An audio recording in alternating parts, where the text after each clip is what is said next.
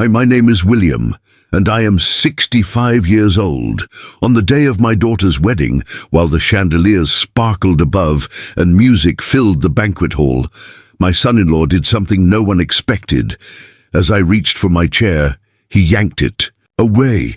I fell hard onto the polished floor, my bones aching and my dignity shattered. Some laughed, others gasped. My daughter froze, torn between her new husband and her father lying on the ground. To many it looked like a cruel joke, but to me it was more than humiliation.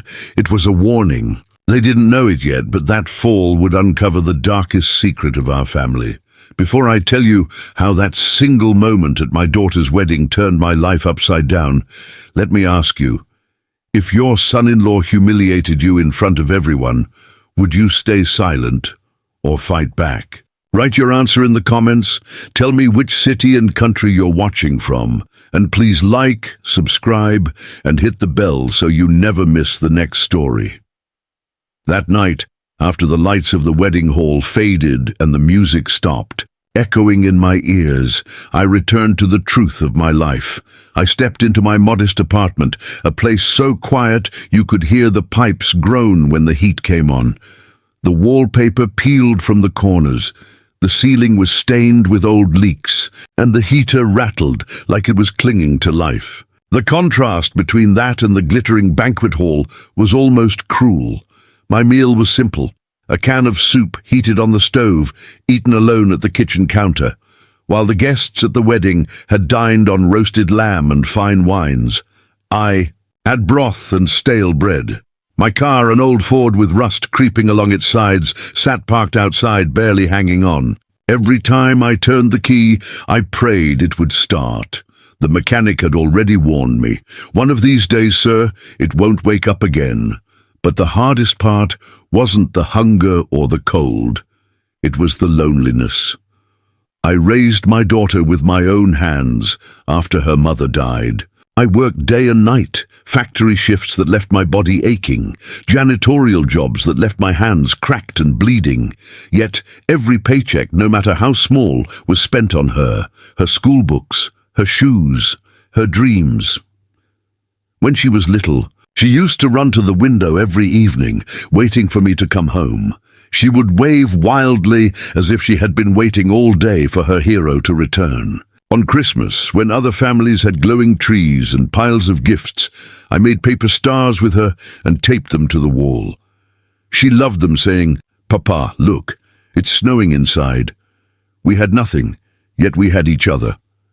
And now, she stood silent while her husband mocked me in front of the world. As I sat in my cold apartment that night, spooning soup that barely warmed me, I realized something.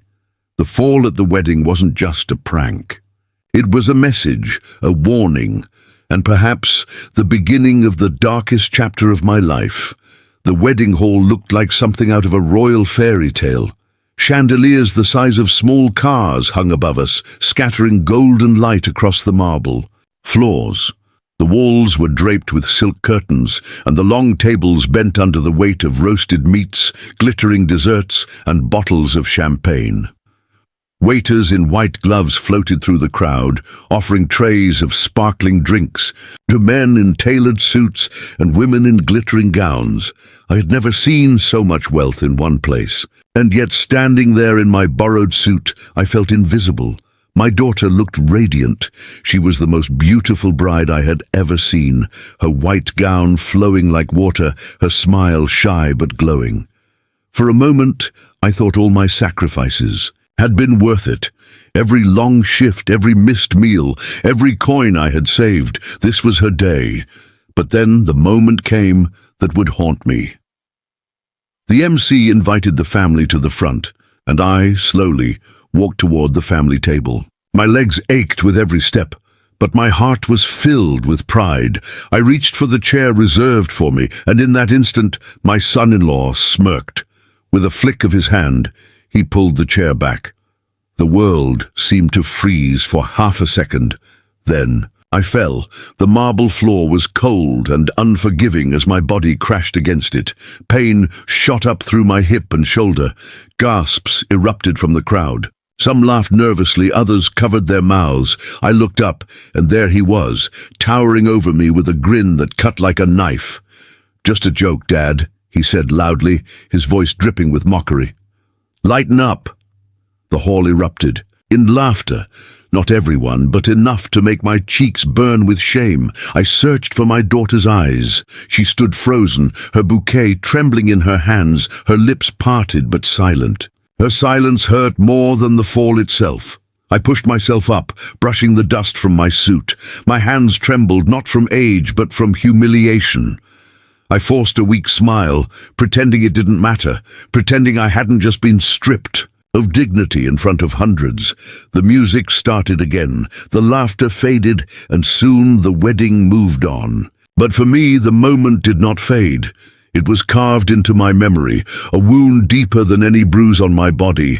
I knew then, this wasn't a harmless prank, it was a message, a warning, and it was only the beginning. Flashbacks, emotional backstory. 1,000 words. That night, after the humiliation, I sat in my apartment staring at the worn photograph of my daughter when she was a child.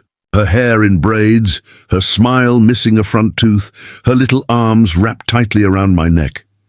Tears blurred my vision as I drifted back in time. I remembered the winters when we had no money for heating oil. I would wrap her in my old coat and tell her it was a magic blanket that would keep her warm. She believed me, and her laughter would fill the tiny room, making the cold disappear. I remembered the nights I came home from double shifts, my back aching, my hands cracked, but the moment I stepped through the door, she would run to me shouting, "Papa's home!" and all my pain would vanish. I remembered Christmases when other children had piles of presents. We had paper stars, I cut out from old newspapers, and we taped them to the wall. She would stare at them wide-eyed and say, "Papa, it's snowing inside our house." Her joy made me believe it was true. I remembered the day she graduated from school. I stood in the back of the auditorium in my only decent shirt, clapping until my hands were raw. She looked for me in the crowd, and when our eyes met, she smiled. That smile gave me strength to keep working, keep living, and now, at her wedding, I had become a spectacle, a joke. The same girl who once called me her hero had stood silent while her husband mocked me in front of the world. My heart broke that night, not just because of the fall, but because of the distance. Somewhere along the way, she had drifted into another world, a world of chandeliers and champagne, while I was left behind in a world of peeling paint and empty cupboards. I asked myself, had I failed as a father? Was I nothing more than an embarrassment to her now? But deep down another voice whispered, "No, this isn't over. The truth will come out." I didn't yet know what that truth was. But something in my son-in-law's eyes, in his cruel grin, told me that chair was just the beginning. That night, after the wedding, I sat alone in my dim apartment. The single bulb above my table flickered, buzzing like a tired insect. My suit jacket, the same one I had borrowed for the ceremony, hung limply on the back of a chair, the knees scuffed from my fall, the sleeves smelling faintly of dust and sweat. I hadn't touched my dinner. A bowl of soup sat cold on the counter. My stomach growled, but my heart was heavier than hunger. I kept replaying the wedding in my head, the shining chandeliers, the polished marble, the laughter, my son-in-law's mocking grin as he pulled the chair away, my daughter's frozen silence. For 65 years, I had survived hardship by keeping my head down. I swallowed insults at the factory. I endured loneliness after my wife passed. I let neighbors whisper about my poverty. Silence had been my shield, but tonight silence felt like poison. The words of my son-in-law echoed in my ears. "Just a joke, Dad. Lighten up." No, that wasn't a joke. That was a performance, a way to show everyone that he held power and I was powerless. I looked at the old photo of my daughter taped above my bed, a crayon drawing she made when she was 7. She had drawn herself holding my hand, both of us smiling in front of a crooked little house. In shaky handwriting she had written, "Papa, my hero." Tears blurred my vision. What would that little girl think if she saw her father humiliated? Broken, silent? I clenched my fists. "No more," I whispered into the empty room. My voice cracked, but it was firm. "I will not stay quiet. If he thinks I am weak, he is wrong. I may have fallen, but I will rise, and I will uncover the truth about him." That night I made a vow. The humiliation at the wedding would not be the end of me, it would be the beginning. 2 days later, I sat outside a small cafe downtown. The cold winter air stung my cheeks, and the steam from my coffee rose in thin, fragile wisps. I watched people pass by, men in heavy coats, women carrying shopping bags, each one busy with their lives, while I sat alone trying to gather the pieces of mine. "Mr. William?" A gentle voice interrupted. I looked up. It was Daniel, the caretaker from the wedding hall. His uniform jacket was worn, his hands calloused, but his eyes were sharp with kindness. He slid into the chair across from me, glancing around nervously, before leaning in. "Sir, forgive me for intruding, but I saw what happened that night. I saw your face when you fell." My throat tightened. "Yes, I'm sure half the city saw." Daniel shook his head. "No, sir, people saw a joke. But I saw something else. I saw him, your son-in-law. He didn't do it in fun. He did it to make a point." My chest tightened. "A point?" Daniel nodded. "I've worked dozens of weddings. I've seen grooms nervous, brides crying, families bickering. But I've never seen a man humiliate his father-in-law like that. That wasn't a prank. That was cruelty. And there's more." He lowered his voice. Later that evening, while most guests were dancing, I walked past the service hallway. "Your son-in-law was on the phone." His voice was angry. He said words I'll never forget. "The transfer must stay hidden. Nobody can find out." My eyes widened. "Transfer? What transfer?" Daniel shrugged. "I don't know, but it sounded dangerous, like money or something secret." I leaned back, my heart pounding. The humiliation, the warning, the phone call. Suddenly, the pieces began to shift in my mind. Daniel reached into his pocket and pulled out a folded napkin. On it he had scribbled words in hurried handwriting: "Transfer, cover, names." "I wrote down what I heard," he said, sliding it to me. "I couldn't catch everything, but I thought, maybe you should know. You deserved better that night." I held the napkin in my trembling hands. My eyes stung with tears, not just from anger, but from the kindness of this stranger who saw me when my own family hadn't. "Thank you, Daniel," I whispered. "You may have just given me the first piece of the truth." That evening, I walked home with Daniel's napkin burning a hole in my pocket. My mind churned with questions. What was the transfer? Who were the names? And why would my son-in-law be so desperate to keep it hidden? As I lay awake, details of the wedding replayed with new meaning. I remembered how some of the guests whispered when my son-in-law walked past, their laughter strained, their eyes sharp with judgment.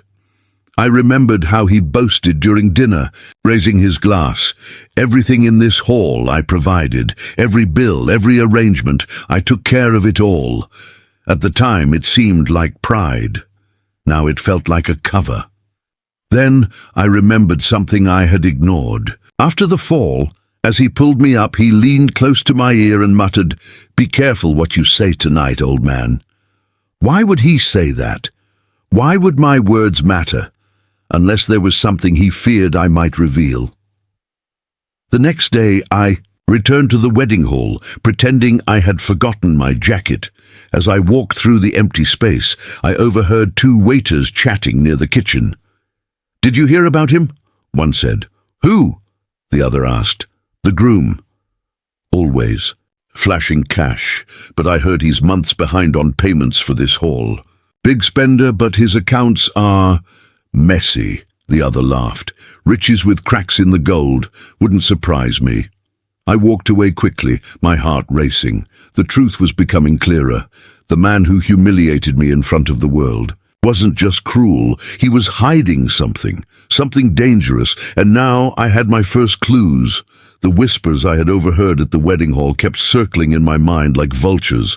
Transfers, names, cover. Every detail hinted that my son-in-law's wealth was not as clean as it appeared. One evening, as I sat on a park bench watching pigeons scatter across the frozen ground, a man approached me. He was in his early 40s, dressed in a grey suit that seemed too modest for the air of tension he carried. "Mr. William?" he asked cautiously. "Yes," I replied, studying him. "My name is Stephen. I used to work for your son-in-law. I was his financial assistant." My breath caught. "Why?" "Are you here?" Stephen sat down, lowering his voice. "Because I can't keep quiet anymore. I saw what he did to you at the wedding, and I know things that explain why he wanted to humiliate you." I frowned. "Go on." Stephen glanced around before speaking. "For years, I managed his accounts. At first, I thought it was normal. Wealthy men often move money in complicated ways. But then I saw patterns, large sums transferred into accounts under other people's names, cover-ups, false invoices, hidden debts.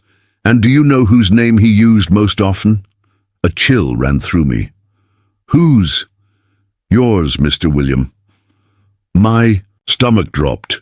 "He created fake accounts under your name. On paper, it looks like he has been generously sending money to his poor father-in-law for years. But in reality, he pocketed the money himself. If anyone investigates, the trail leads to you, not him." I felt the world spin. My knees weakened, and I gripped the bench to steady myself. Stephen pulled an envelope from his coat and handed it to me.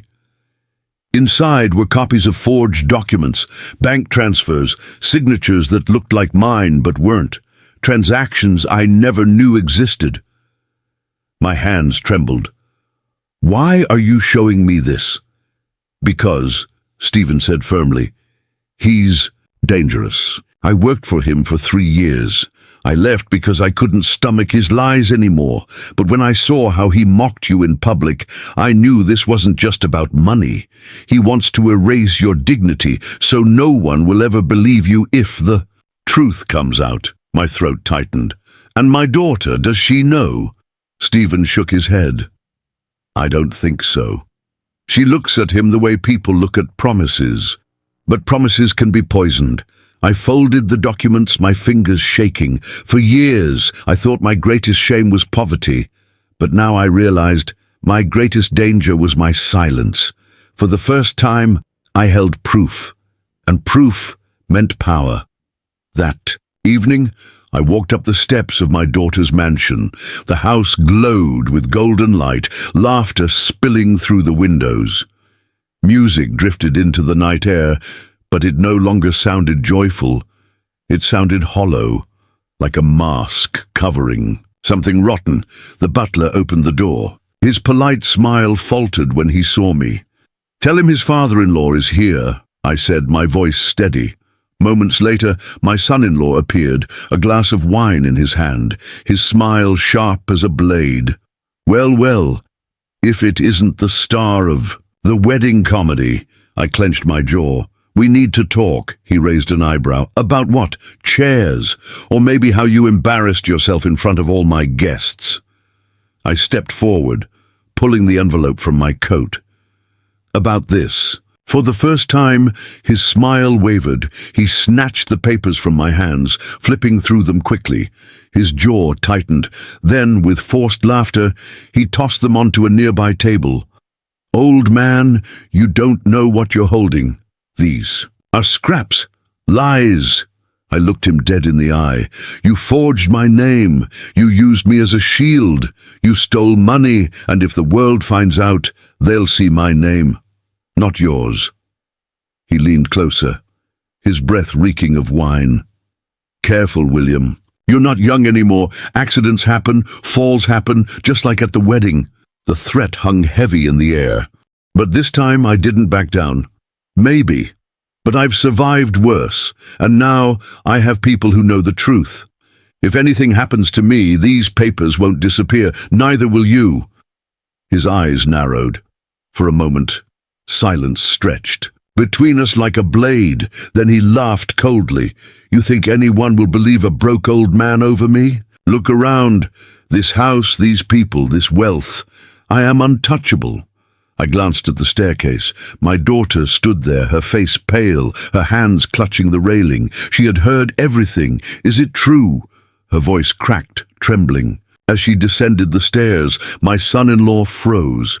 "Darling, don't listen to him. He's old, confused." She snatched the papers from the table, her eyes scanning the documents. Tears welled in her eyes. "These are your accounts, your transfers, but in my father's name." He reached for her, but she pulled away. "Answer me." His mask slipped. The charming smile, the polished words, gone. In their place was a sneer. "So what if it's true? Do you think the world cares? Money talks, sweetheart, and thanks to your father I've built an empire. He's nothing but a convenient name." Her face crumpled. You used him. The man who raised me alone, who gave everything so you could have a life. You turned him into your scapegoat." I swallowed hard, my chest aching. "I didn't want you to find out like this, but now you know who he really is." My son-in-law's voice hardened. "You both think you can ruin me? Go ahead, try. Without me, you'll both be nothing. You'll crawl back to that rotten apartment while I stand tall." But for the first time, I saw fear flicker in his eyes. He knew the secret was no longer hidden. My daughter's tears fell onto the papers in her hands. She looked at me, her voice breaking. "Papa, I'm so sorry." And in that moment, the power he held over me shattered. The man who humiliated me at my daughter's wedding had thought I would stay silent. But silence was no longer an option. The mansion's grand hall had fallen silent. Only the crackle of the fireplace and the sound of my daughter's sobs filled the room. My son-in-law stood tall, though his charm had cracked, his arrogance seeping through like poison. "You think you've won?" he spat, his eyes narrowing at me. "Old man, you've lived your life in shadows. What do you have left? Nothing. And soon not even your daughter." He reached for her wrist, but she pulled away, her voice trembling with fury. "Don't touch." "Me!" Her words echoed through the hall like a bell. She turned to me, her eyes red but burning with resolve. "Papa, I believe you." My heart swelled and ached all at once. After years of silence, years of distance, my daughter stood beside me again. My son-in-law's face twisted. "You ungrateful little—" "Enough!" she shouted.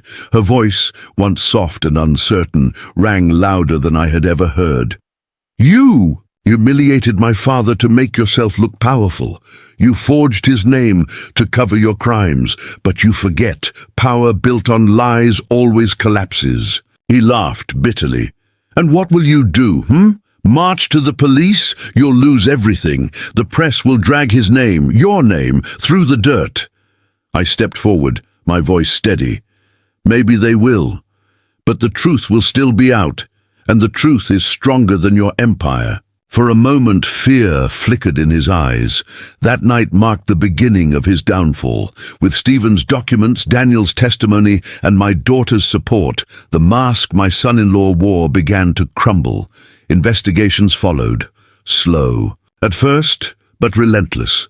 Whispers of fraud spread among his wealthy friends. Clients pulled away. His so-called empire, built on deceit, started to rot from the inside. He tried to fight back, of course. Money buys many shields. But the walls were closing in, and for once, I wasn't alone. My daughter moved back into my small apartment while the storm raged. It wasn't easy. My place was nothing like her mansion. The heater rattled. The walls were thin, and we ate soup most nights, but she never complained. One evening, as we sat together at the kitchen table, she held my hand. "Papa," she whispered, tears in her eyes, "I forgot who I was. I forgot who you were. But I remember now. You gave me everything, even when you had nothing. I'll never forgive myself for staying silent at the wedding." I squeezed her, and gently. "We all make mistakes, child. What matters is that you see the truth now, and you're here. That's all a father ever wants."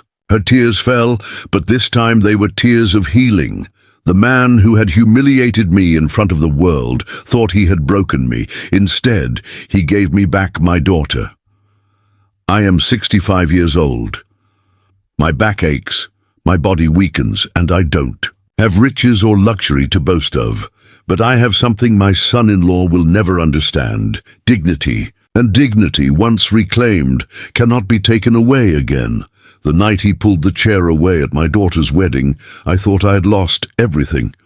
But that fall became the turning point of my life. From it, I gained back not only my voice, but also my daughter's love. To anyone watching this, if life ever humiliates you, if people ever treat you as less because you have less, remember my story. Dignity doesn't come from wealth. It comes from truth, from love, and from the courage to stand when others expect you to stay fallen. So now I want to ask you, if you were in my place, humiliated at your own daughter's wedding, what would you do? Would you stay silent or fight back? Tell me your answer in the comments below. Don't forget to tell me your city and country so I can thank you personally.